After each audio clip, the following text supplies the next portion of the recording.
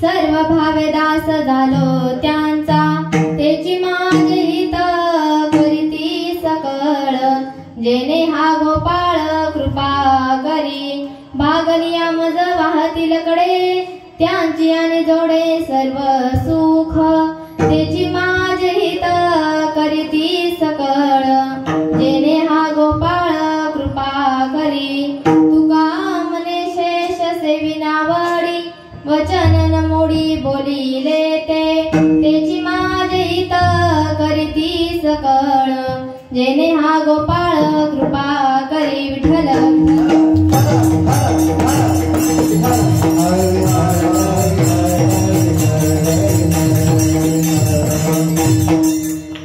वक्रतुंड महाकाय सूर्यकोटी समप्रभ, निर्विघ्नं कुरु मे देव, सर्वकार्येषु सर्वदा, महायोगपीठे तटे भीमरथ्यं, वरं पुण्डरीकाय दातुं मुनीन्द्रे, समागत तिष्ठन्तमानन्दकन्दं, परब्रह्मलिङ्गं भजे पाण्डुरङ्गम्.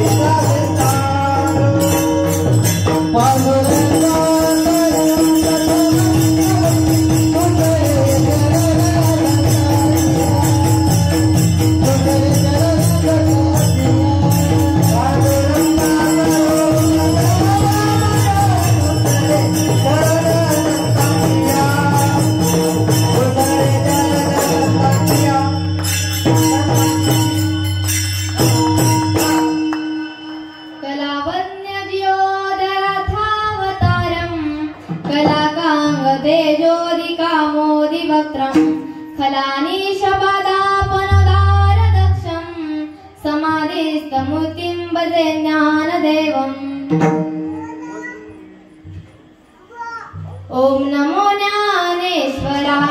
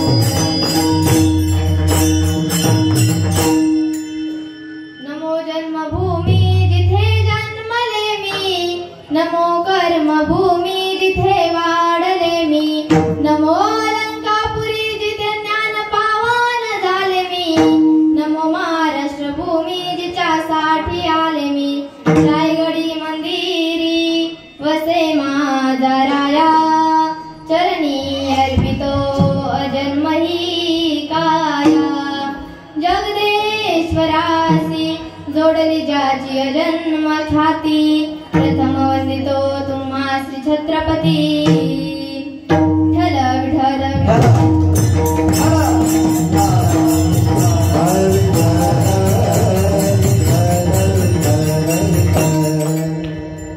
संतांची पायी हा माझा विश्वास, सर्व भावे दास झालो त्यांचा, त्याची माझे हित करीती सकळ, जेणे हा गोपाळ कृपा करी प्रस्तुत प्राप्त प्रसंग प्राप्त स्थळी, कीर्तन रूपी सेवेसाठी निवडला भंग, जगद्गुरु जगत वंदनीय वैराग्य मूर्ती श्री संत तुकोबाराय यांचा 4 चरणाचा अभंग असून या अभंगाच्या माध्यमातून तुकोबाराय सांगतात की या मृत्यू लोकामध्ये माझा विश्वास जर कुणावरती असेल तर तो म्हणजे संतांच्या पायावरती आहे. विठ्ठल विठ्ठल.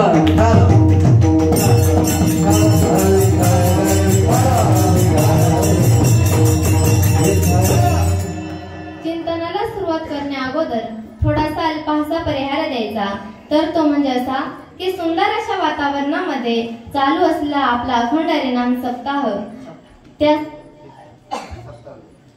आपला हा आध्यात्मिक उपक्रम आणि त्या उपक्रमामध्ये माझ्या वाटेला आलेली ही कीर्तन रूपी सेवा. खरं तर वातावरण सुंदर आहे, श्रोते मंडळ सुंदर आहे, पाखवादक सुंदर आहे, गायनाचार्य सुंदर आहे. या सर्वांचं कौतुक जर माझ्या ज्ञानोबरायांच्या भाषेमध्ये करायचं म्हटलं तर ते असं करता येईल की प्रथम वैसा काळी लावण्याची नभाळी, प्रगटे जैसे आगळी अंगनांगी. सर्व काही सुंदर आहे. तसेच माझे गुरुवर्य हरिभक्त परायण अभिषेक महाराज जगदाळे ते पण या कीर्तनासाठी उपस्थित राहिले. तसेच आमच्या ताई प्रतीक्षाताई गायकर त्या पण या ठिकाणी उपस्थित राहिल्या. तसेच गायनाचार्य सर्व गायनाचार्य असतील, पखवाचार्य असतील, या सर्वांचं मनापासून आभार मानते व माझ्या कीर्तन रूपी सेवेला सुरुवात करते. विठ्ठल.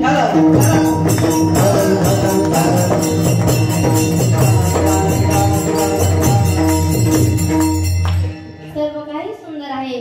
तसा जर विचार केला तर आता आपल्या भगवंताचं नाम मुखामध्ये येण्यासाठी कितीतरी जन्माची पुण्याई असावी लागते, तेव्हा कुठे भगवंताचं नाम आपल्या मुखामध्ये येते. जन्मोजन्मी आम्ही बहु पुण्य केले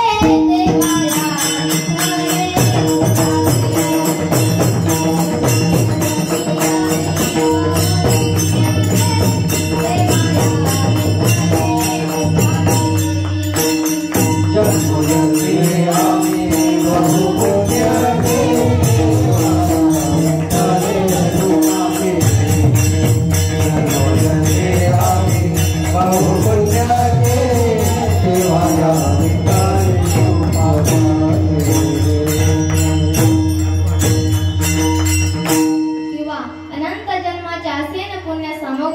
तेव्हाच मुखी नाम येईल श्रीरामाचे.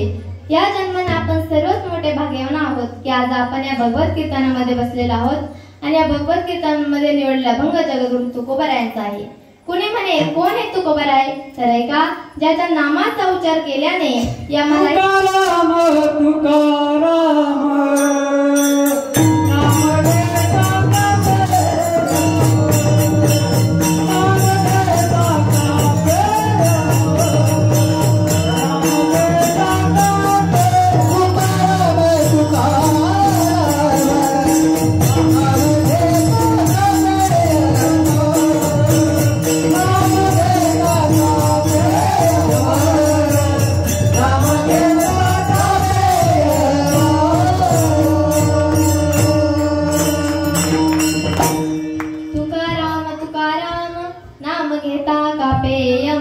ज्याच्या नाम उच्चाराने यम कापतो ते तुकोबाराय.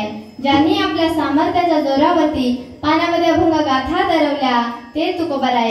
जे आपल्या भगवत चिंतनाच्या सामर्थ्याने विष्णू स्वरूप झाले व सदैव वैकुंठाला गेले असे महान भगवत भक्त श्री संत तुकोबाराय आणि त्यांचा आज या सेवेसाठी घेतलेला अभंग. विठ्ठल विठ्ठल.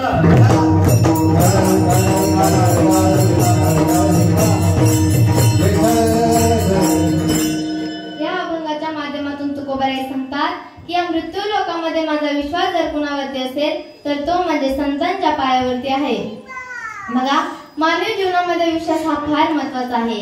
मग क्षेत्र कुठलंही असो, परमार्थाचा असो नाही तर संसाराचा असो. आता तुम्ही म्हणाल संसारामध्ये विश्वास कसा महत्वाचा आहे, तर ऐका. संसारामध्ये विश्वास असल्याशिवाय संसाराचा गाडा व्यवस्थित चालत नाही. उत्तम संसार जर करायचा असेल तर पतीचा पत्नीवरती आणि पत्नीचा पतीवरती विश्वास पाहिजे, तेव्हा कुठे संसाराचा गाडा व्यवस्थित चालतो. नाहीतर आपण बऱ्याच ठिकाणी पाहतो विश्वास कमी आणि संशय जास्त. पण माझे जगद्गुरु तुकोबराय सांगतात, या मृत्यू लोकांमध्ये सर्वात मोठे पाप जर कुठले असेल तर ते म्हणजे संशय घेणे. संशयाहुनी थोर आणि पाप नाही घोर, विनाशाची घोर प्राणयासी. ज्यावेळेस तुम्ही संसारामध्ये संशय घ्याल, अविश्वास दाखवाल, तेव्हा समजायचं काही दिवसात विनाश हा निश्चित आहे. कारण ज्या ठिकाणी विश्वास नाही तिथे दगा आला, लपवालपवी आली, चोरी आली, द्वेष आला, या सर्व गोष्टी आल्या की समजायचं संसार संपला. कसं काय, का उदाहरण सांगते म्हणजे कळेल. खेडेगावातील प्रसंग आहे. सासू व सुनेचा, दोघे राहिला एकाच घरात, पण दोघींचा एकमेकीवरती कसलाच विश्वास नाही. सासू बाहेर गेली की सुनेने काहीतरी चोरून खायचं आणि सून बाहेर गेली की सासूने काहीतरी चोरून खायचं. हे यांचं रोजच चालायचं. एके दिवशी सुनबाई काहीतरी कारणानिमित्त घराबाहेर गेली. तर सासूबाईला वाटलं सुनबाई घरामध्ये नाही, आपण लवकर काहीतरी करून खाल्लं पाहिजे. तर लवकर होणारा पदार्थ कोणता, तर बोला माता मामल्यांना, लवकर होणारा पदार्थ कोणता, तर बोडोळ्याचा भात. आपल्या भाषेमध्ये सांगायचं म्हटलं तर शेवळ्याचा भात. शेवळ्याचा भात ताटात घेतला, गावरान तूप टाकलं, साखर टाकली. त्या शेवळ्याच्या भाताचं लॉजिक असं आहे की तो शिजतो लवकर, पण थंड काही लवकर होत नाही. सासूबाई तोंडाने फुफू करते, पण दात नसल्यामुळे हवा काही लागत नाही. मग सासूबाई विचार करते, सुनबाई घरामध्ये येण्या अगोदर आपण हा भात खाणार कसा. ती मागच्या रूम मध्ये उतरंडीपाशी जाऊन बसते व भात थंड होण्याची वाट पाहते, पण भात काही थंड होत नाही. तेवढ्यात बाहेरून आवाज येतो, आत्याबाई, हो आत्याबाई. पण आत्याबाई काही ओ देत नाही. ओ दिला तर भात खाता येणार नाही, चोरून भात खातो हेही कळेल, म्हणून आत्याबाई काय ओ देत नाही. तेवढ्यात सुनबाई घरामध्ये येते, इकडे तिकडे पाहते. तिचं लक्ष चुलीवरती लालबुंद झालेल्या दुधाकडे जाते. तिथे दूध एका ग्लास मध्ये घेते, त्याच्यात काजू टाकते, बदाम टाकते, केसर टाकते आणि विचार करते, तर प्यायचं तर आहे, पण चुलीवरचं गरम दूध आहे, थोडं थंड झालं पाहिजे. ती पण मागच्या रूम मध्ये उतरंडीपाशी जाऊन बसते. तेवढ्यात सासूबाई सुनेच्या तोंडाकडे बघते आणि सुनबाई सासूच्या तोंडाकडे बघते. तेव्हा सासूबाई विचारतात, सुनबाई तुम्ही इकडे कुठे. त्यावेळेस सुनबाई म्हणतात, हो आत्याबाई, तुम्ही हा भात कोरडा कसा खाणार, म्हणून तुमच्यासाठी दूध घेऊन आले. विठ्ठल विठ्ठल.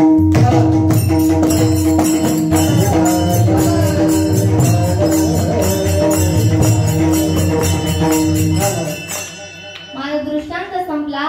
सांगायचा भाव असा की अशा प्रकारे जर संसारामध्ये विश्वास नसेल तर चालणार नाही. तेथे अधोगतीच आहे, किंवा परमार्थामध्ये तर विश्वास हा फार महत्वाचा आहे. शबरीनं जर गुरूंच्या शब्दावरती विश्वास ठेवला नसता तर प्रत्यक्ष श्रीराम प्रभू शबरीला भेटण्याकरताच आले नसते. बघा, ज्या वेळेस शबरीचं लग्न ठरलं, हजारो पाहुणे लग्नासाठी आले, मंडप सजला, शबरी नवरी सजली. शबराजा आनंदित होता, कारण उद्या माझ्या मुलीचं लग्न होणार. तेवढ्यात शबरी हळदीच अंग घेऊन महालाच्या बाहेर येते. पाहते तर काय, दारामध्ये हजारो पशु पक्षी असतात. ती आईला विचारते, अगं आई, एवढे पशु पक्षी कशासाठी. त्यावेळेस तिची आई म्हणते, अगं शबरी, उद्या तुझं लग्न आहे ना, तुझ्या लग्नामध्ये जेवढे काही पाहुणे येणार आहेत त्या पाहुण्यांना पशु पक्ष्यांचा मांस शिजवून खाऊ घालायचंय. ती म्हणते, आई, माझ्या लग्नामुळे जर एवढे पशु पक्षी जर मरत असतील तर मी लग्नच नाही करणार. माझ्या लग्नामध्ये दुसरं जेवण नाही का बनवणार. त्यावेळेस आई म्हणते, अगं शबरी, ही आपली परंपरा आहे, लग्नामध्ये मांस शिजवणच लागतो. मग शबरी दिवसभर त्या पशु पक्ष्यांकडे पाहून रडते. काय करावं तिला कळत नाही. शेवटी नाविलाजाने म्हणून रात्रीचं घर सोडून वनामध्ये निघून जाते. सकाळी सर्वजण तिला शोधतात, पण शबरी काय मात्र सापडत नाही. शबरी मात्र मातंग ऋषींच्या आश्रमाजवळ जाते.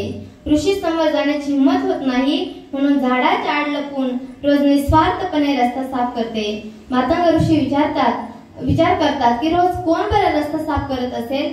त्यावेळेस माझी शबरी माता एके दिवशी सकाळी लवकर उठून रस्ता साफ करते. मातंग ऋषी विचारतात, बाळा, कोण तू, कोठून आलीस. त्यावेळेस ती म्हणाली, ऋषी, ही शबरी आहे. अगं, पण रस्ता का साफ करतेस.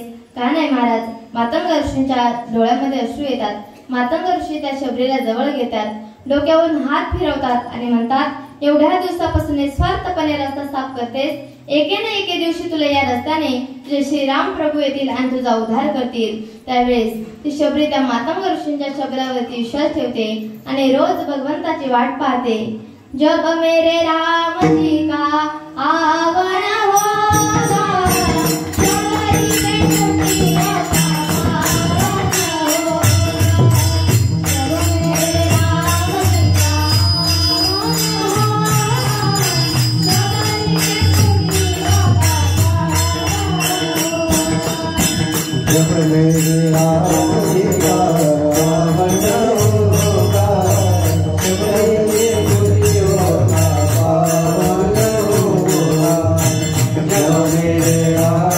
का आगमन होगा, शबरी के कुटिया का आगमन होगा. जब मेरे राम जी का आगमन होगा, शबरी के कुटिया का आगमन होगा. जब मेरे राम जी का आगमन होगा, शबरी के कुटिया का आगमन होगा.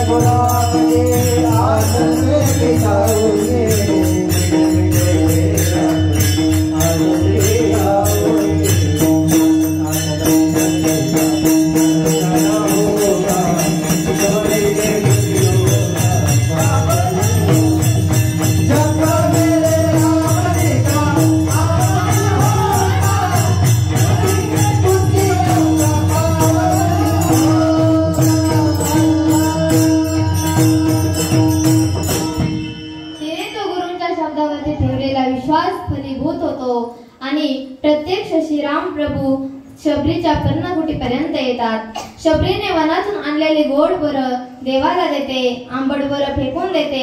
माझा दृष्टांत संपला. सांगायचा भाव असा की संसार असो किंवा परमार्थ असो, विश्वास असणे अत्यंत गरजेचे आहे. त्यावेळेस एका साधकाने जगद्गुरु तुकोबारायांना प्रश्न केला की महाराज, तुमचा विश्वास कुणावरती आहे? त्यावेळेस महाराज म्हणाले, माझा सर्वच विश्वास फक्त त्या संतांच्या पायावरती आहे. अभंगाच्या प्रथम चरण. संतांची पायी हमारा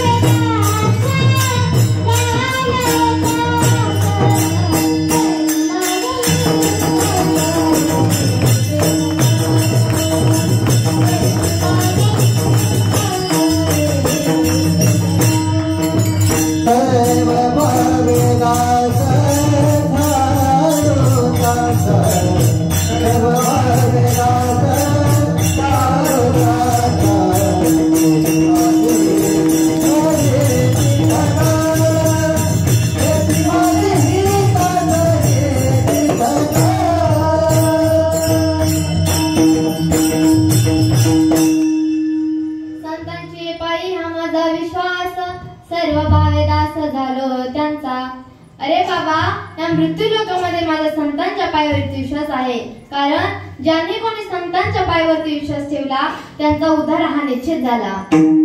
जसं की आपण बाबांच्या शब्दावरती विश्वास ठेवतो आणि बाबांच्या कृपा आशीर्वादाने दररोज एवढी भक्त मंडळी दर गुरुवारी या ठिकाणी जमते, तसेच संतांच्या पायावरती विश्वास ठेवल्याने उद्धार हा निश्चित होतो. बघा, जगद्गुरु तुकोबरायांना एका साधकाने प्रश्न केला, का हो महाराज, तुम्ही म्हणता संतांच्या पायावरती विश्वास ठेवल्याने उद्धार होतो, कोणी कोणी संतांच्या पायावरती विश्वास ठेवला व त्यांचा उद्धार झाला. पहिलं उदाहरण पाहिजे तर वाल्या कोळ्याचं पाहता येईल की रोज जंगलामध्ये हिस्सा करणारा वाल्या कोळी, चोऱ्या करणारा वाल्या कोळी, लोकांना लुटणारा वाल्या कोळी. एकदा एका संचिताने नारदजींची आणि वाल्या कोळीची दंडकारण्यामध्ये भेट झाली. त्यावेळेस वाल्या कोळी कोणाला तरी लुटायचं या उद्धाराने बसलेला होता. नारदजी जंगलामध्ये नारायण नारायण भजन करत चालले होते. त्याने तो भजनाचा आवाज ऐकला व आवाजाच्या दिशेने गेला. पाहतो तर काय, त्याच्या हातामध्ये कुऱ्हाड, डोळे लाल, धिप्पड शरीर आणि गंभीर स्वरात म्हणाला, अरे ए संन्यासा, कोण तू, कोठून आलास? त्यावेळेस म्हणाला, अहो, तो म्हणाला, अरे संन्यासा, तुझ्याकडे जेवढे काही धन असेल ते मला दे, नाहीतर हे बघ, हे पुढे जे 7 रांजण दिसत आहेत त्यात सर्व खडे टाकलेले आहेत, तेवढ्या लोकांना मी मारलेलं आहे. तुला जर काही पाहिजे असेल तर तू मला तुझा जीव दे. त्यावेळेस नारदजी म्हणाले, अरे तुला असं जर वाटत असेल तर माझ्याकडे संसारातलं नाशपाप धन नाही, भगवंताच्या नामाचं धन आहे आणि ते तुला पाहिजे का? कारण ते मी रात्रंदिवस वाटत असतो. राम नाम के हिरे मोती, कृष्ण नाम के हिरे मोती, मी विठराऊ गरी गरी.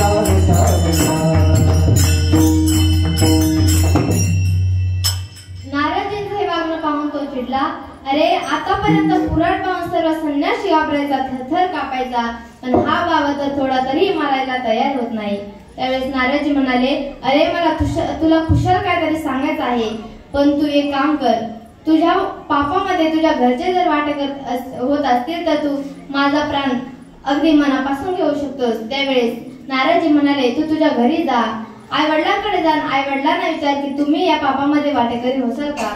तो पळत पळत घरी गेला, आई वडिलांकडे गेला, दारातून आवाज दिला, आई बाबा, आई बाबा. त्यावेळेस आई बाबा बाहेर आले, म्हणाले, काय रे, काय झालं? त्यावेळेस वाल्या कोळी म्हणाला, बाबा तुम्ही माझ्या पापामध्ये वाटेकरी होसाल का? त्यावेळेस त्याचे आई वडील म्हणाले, अरे बाळा, आम्ही तुला जन्म दिला, आतापर्यंत आम्ही तुला सांभाळलं, आता तू आम्हाला सांभाळायचे, उरकती पाप पुण्याशी आमचं काही घेणं देणं नाही. त्याला थोडा धक्का बसला. नंतर तो आपल्या मुलाबाळांकडे गेला, मुलाबाळांना विचारलं, बाळांनो, तुम्ही माझ्या पापामध्ये वाटेकरी होसाल का? त्यावेळेस ते मुलं म्हणाले, अहो बाबा, तुम्ही तर आम्हाला जन्म दिला आणि आता तुम्हीच आमचा सांभाळ करा. याच्याशी आमचं काही घेणं देणं नाही. मग तो आपल्या बायकोकडे गेला. बायकोला म्हणाला, अगं तू तर माझी अर्धांगिनी आहेस, तू या पापामध्ये वाटेकरी होशील का? त्यावेळेस ती म्हणाली, मी तुमच्या पापामध्ये वाटेकरी होऊ शकत नाही. तेवढ्यात ती घरामध्ये पळत पळत गेली आणि हात झटकत बाहेर आली. म्हणाली, अहो माझ्या हाताला मुंग्या आल्या आहेत, माझ्या हातावरच्या मुंग्या थोड्या तुमच्या हातावरती घ्या ना. त्यावेळेस तो म्हणाला, अगं तू वेडी झाली की काय? तुझ्या हातावरच्या मुंग्या मी माझ्या हातावर कशा घेऊ शकतेस? तेव्हा ती म्हणाली, अहो तुम्ही केलेले पाप मी माझ्या माथ्यावरती कसं घेऊ शकते? तेव्हा त्याला धक्का बसला. तो पळत पळत नारदजींकडे गेला. नारदजींना बांधलेली दोरी सोडली, त्यांचे चरण पकडले. त्याचा परिणाम असा की डाकू असणारा वल्ल्याकोळी राम जन्माला येण्या अगोदर रामायण लिहून ठेवले. केले रामायण रामादी, वाल्मिकांची कीर्ती वाढली.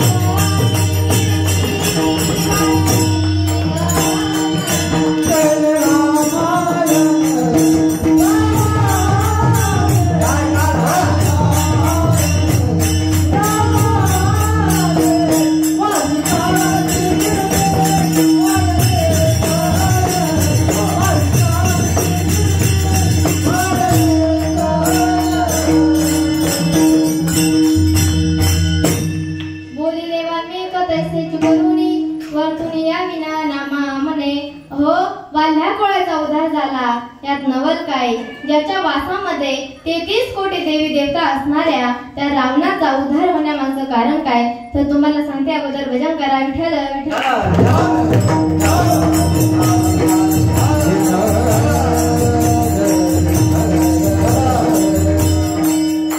आपण जर विचार केला तर एका रात्री मंदोदरीच्या स्वप्नामध्ये एक स्वप्न पडलं. त्यावेळेस तिच्या स्वप्नामध्ये असं वाटलं की एक घटना घडली, एक प्रकार घडला. तो असा की मंदोदरी रावणाला स्वप्न सांगते, स्वामी रात्री स्वप्नामध्ये लाखो करोडो वानर आले. त्याने समुद्रावरती दगडाचा रोड सेतू बांधला. त्याचा एक स्वामी आहे, तो कोण आहे हे मला माहित नाही, पण त्याने तुमचं सर्व सैन्य मारलं. एवढंच काय, तुमचा भाऊ कुंभकर्ण मारला. तुमचं एवढं बल्लाहाडे असणारे त्याने तुमचाही कंदुष्य पाडला. तुम्ही लगेच सीताराम प्रभूंना वापस करा, त्यांची माफी मागा. त्यावेळेस रावण म्हणाला की तू काही पण कर, पण मी त्यांची माफी मागणार नाही. त्यावेळेस मंदोदरी म्हणाली, स्वामी तुम्ही लगेच सीताराम प्रभूंना वापस करा, त्यांची माफी मागा. व त्यावेळेस रावण म्हणाला, मी त्यांची माफी मागणार नाही. याचं कारण, ज्यावेळेस मी दंडकारण्यामध्ये फिरत असताना मला नारदजी भेटले. नारदजींना मी विचारलं, माझा उद्धार कशाने होईल? त्यावेळेस नारदजी म्हणाले, तू श्रीराम प्रभूंची भक्ती कर. आता भक्ती जमत नसेल तर वैरी कर, पण मेला तरी चालेल, पण वैरी काही सोडू नको. आता मी त्या नारदजींच्या शब्दावरती विश्वास ठेवला आहे. माझा नाही तर माझ्या सर्व कुळाचा उद्धार हा निश्चित आहे. म्हणून महाराज म्हणतात, माझ्या संतांच्या पायावरती विश्वास आहे आणि मी त्यांचा सर्व भावेदास आहे. संतांची पायी हा माझा विश्वास, सर्व भावेदास झालो त्यांचा. तुकोबराय म्हणतात, माझा संतांच्या पायावरती विश्वास आहे आणि मी त्यांचा सर्व भावेदास आहे. कारण या मृत्यू लोकांमध्ये दास्यत्व कुणाचं करायचं तर कोणी आडेगाठ्याचे दास होतात, तर कोणी मुलाबाळांचा दास होतात, तर कोणी बायकोचा दास होतात, तर कोणी नवऱ्याचा दास होतात. पण मी तुम्हाला एक दृष्टांत सांगते, तो असा. त्या अगोदर भजन करा. विठ्ठल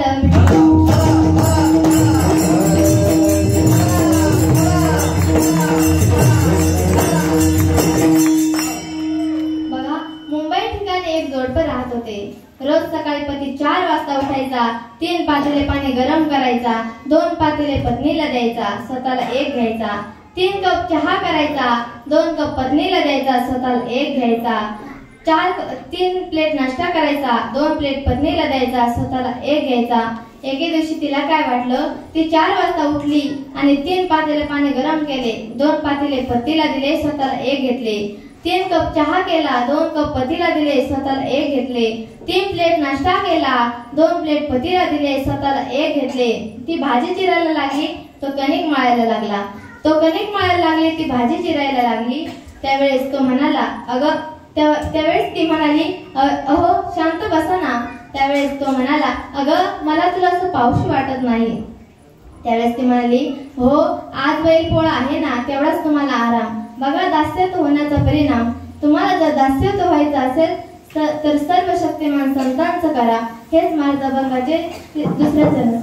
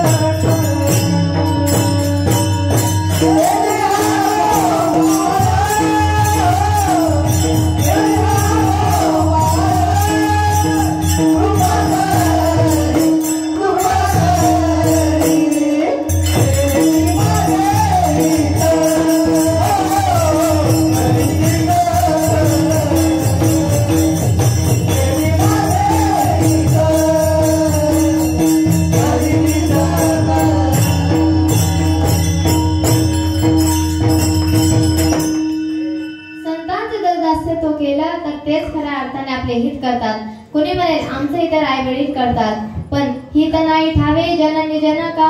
खरं हिते आई वडिलांना माहित नसतं.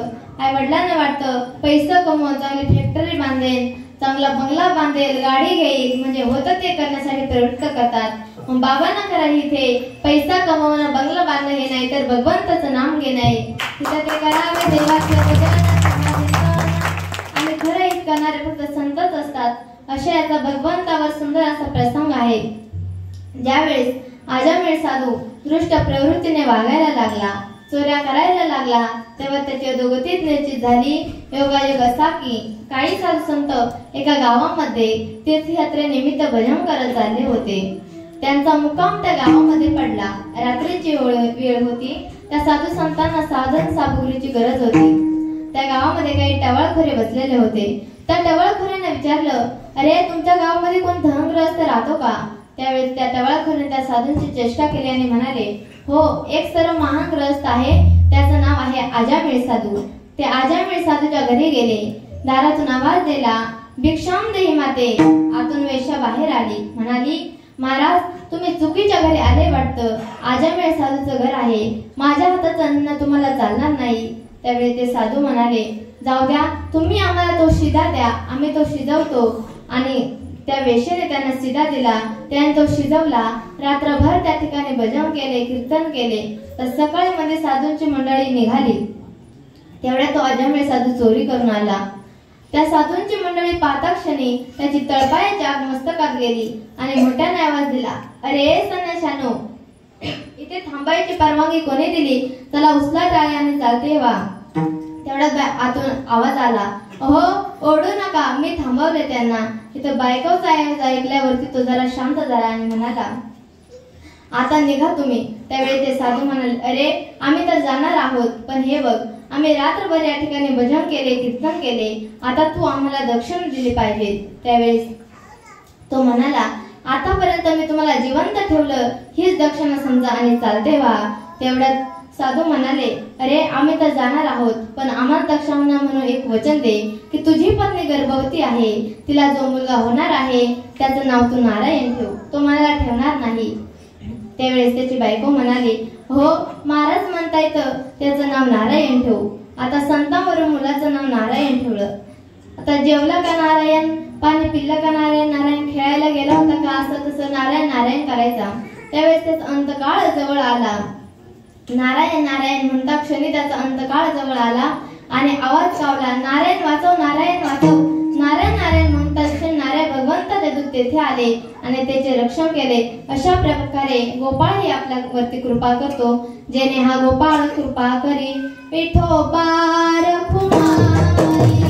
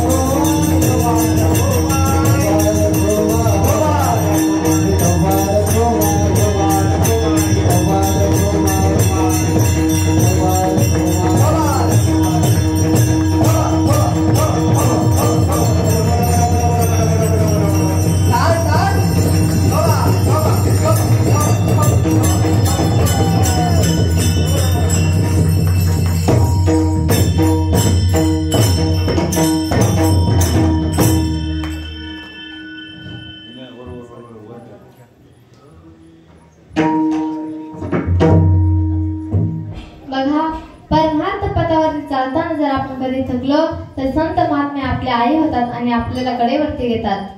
तर तेव्हा फक्त तो आपण अनुभव केला पाहिजे. तेच महाराज अभंगाचा तिसरा चरण. Bye.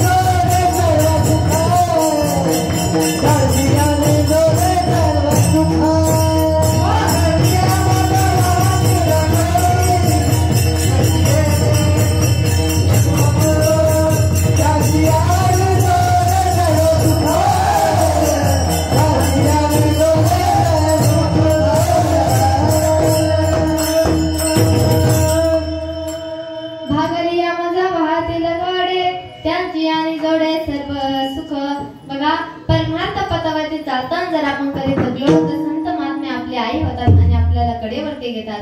कुणी म्हणे कोण ते संत? तर अनाथाची माता आहे. ज्ञानाबाई माझी अनाथाची माय, ज्ञानाबाई माझी अनाथाची माय, ज्ञानाबाई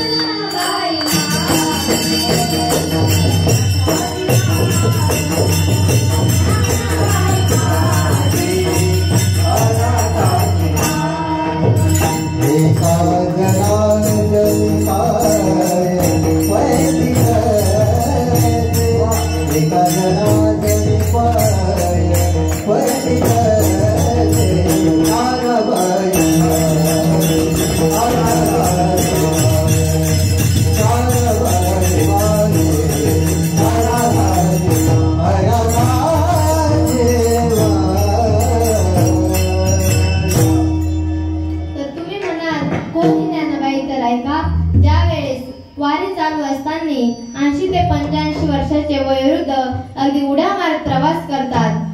कोणाच्या ताकदीवरती आपल्याला साधं 10 ते 15 किलोमीटर चालायचं म्हटलं तर आपण थकतो, आपल्याला जमत नाही.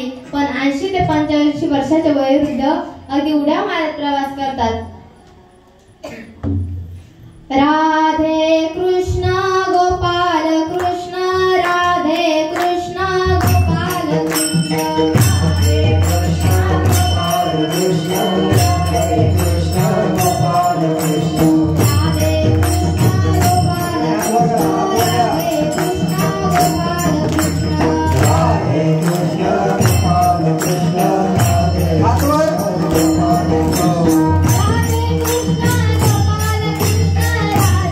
What?